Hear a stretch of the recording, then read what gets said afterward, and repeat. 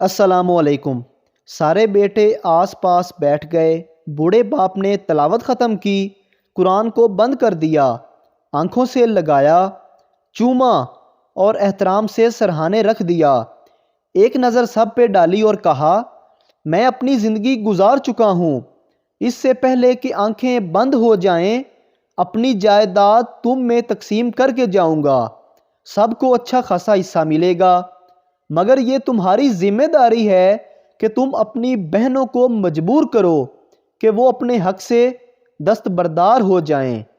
کہنے لگا کہ ورنہ کیا ہوگا ابا جان؟ سب سے چھوٹا بیٹا پوچھ بیٹھا۔ بوڑھے باپ کے چہرے پر کئی تلخ لہریں آئیں اور گزر گئیں۔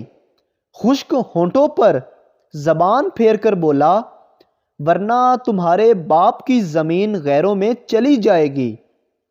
چھوٹا بیٹا ذرا خود سر تھا، پوچھنے لگا، ابا جان، بیٹی کو جائیداد سے حق دینے کا حکم تو خدا کا ہے، کیا خدا کو یہ علم نہ تھا کہ بیٹی کو حصہ دینے سے زمین غیروں میں چلی جائے گی؟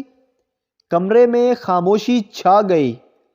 کسی کے کچھ بولنے سے پہلے وہ پھر بول اٹھا، بیٹی کو زمین دیتے ہوئے آپ کو لگا کہ زمین غیروں میں چلی جائے گی، مگر داماد کو بیٹی دیتے ہوئے آپ نے کیوں نہ سوچا کہ بیٹی بھی غیروں میں چلی جائے گی؟ اگر ویڈیو اچھی لگی ہے تو ہمارے چینل کو سبسکرائب ضرور کریں۔